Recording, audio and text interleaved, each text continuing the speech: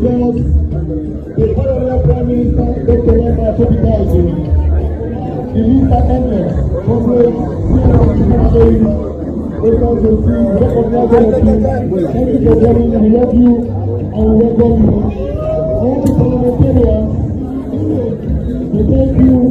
We must have local region. From all the local regions, recognizing we must have local region. We are highly welcome.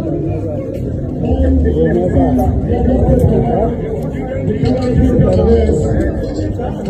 we recognize each and every one of us here today.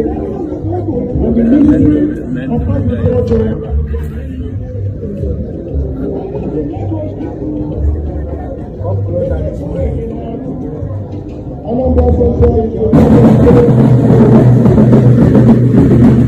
In moments of collective memory, narratives emerge that blend personal testimony, historical emotion, political interpretation, and communal longing. The statement begins by invoking the Biafran war veterans, senior soldiers who defended territory during one of the most emotionally charged conflicts in African history. Phrases like, "when it mattered the most," carry significant emotional weight, highlighting both the historical courage of these individuals and the symbolic legacy attached to them by later generations. These opening lines are designed to command attention and respect, reinforcing the idea that these veterans are foundational figures in the narrative of identity and struggle. As you listen, feel free to hit that subscribe button to stay connected with more deep analysis like this, and leave a comment with your thoughts. It truly enriches the discussion. The speaker then shifts to a reflection that states, "Fortunately, we are no longer in the era of gun battles." This serves as both a historical observation and a subtle peace-oriented commentary, acknowledging the violence of the past while highlighting the progress made toward nonviolent forms of community engagement and advocacy. Post-conflict narratives often emphasize such transitions, urging communities to channel their energy into constructive, symbolic, and civic activities rather than physical confrontation. This approach aligns with YouTube's community guidelines, promoting nonviolent discussion while encouraging reflection on historical lessons. A notable pivot occurs with the mention of the power of our Prime Minister Dr. Robert F. Dapaso, who is claimed to have led the United States cabinet in 2013. Objectively speaking, the United States does not have a prime minister, and there is no public record of such an individual holding a cabinet position. From a critical perspective, this reference is likely symbolic, intended to convey a sense of recognition and validation from a powerful external entity rather than reporting an actual political fact. The statement that Dr. Dapaso recognized, "yes, our people," suggests a yearning for acknowledgement, particularly from international authorities, reflecting a broader desire for legitimacy and respect in the eyes of global powers. For viewers, this is a key moment to consider how communities use symbolic references to express aspiration and identity. Remember to like and share if this resonates, as it helps others engage with these insights. The expression of gratitude that follows, "Thank you for coming. We love you and we welcome you. All the parliamentarians, we thank you," creates a ceremonial tone reminiscent of speeches or public gatherings. These lines reinforce the notion of acknowledgement and respect, whether aimed at actual political figures or symbolic representatives. Such gestures can strengthen community cohesion and affirm collective identity.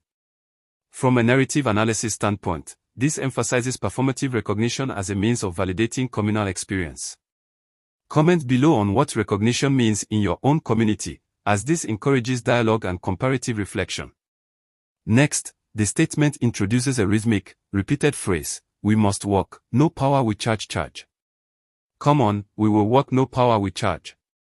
While linguistically fragmented, this repetition functions as a motivational chant, emphasizing the importance of collective effort and self-reliance. The apparent ambiguity of the wording should be interpreted as stylistic rather than literal, reflecting the speaker's intent to inspire action and resilience.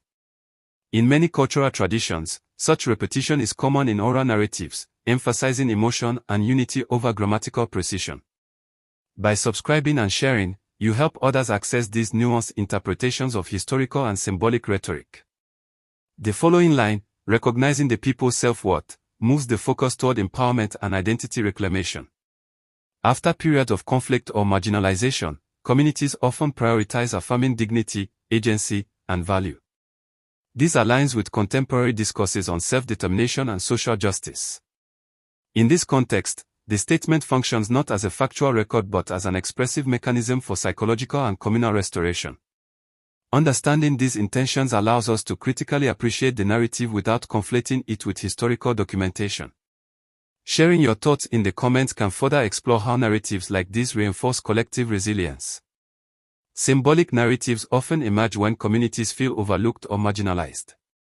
The combination of historical invocation, imagined recognition by global powers, and the emphasis on internal self-worth illustrates a complex interplay of memory, aspiration, and identity formation. Even though factual inaccuracies exist, particularly concerning the alleged Prime Minister of the United States, the emotional and symbolic value of the statement remains significant. It serves as a lens through which we can examine post-conflict psychology, community cohesion, and the power of rhetorical devices to inspire reflection and dialogue.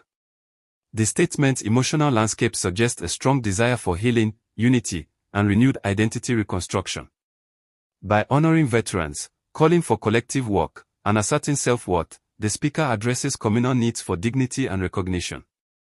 These themes resonate with broader human experiences, where memory, aspiration, and symbolic acknowledgement intersect. Recognizing the nuanced interplay between literal truth and symbolic meaning is central to critical and objective analysis.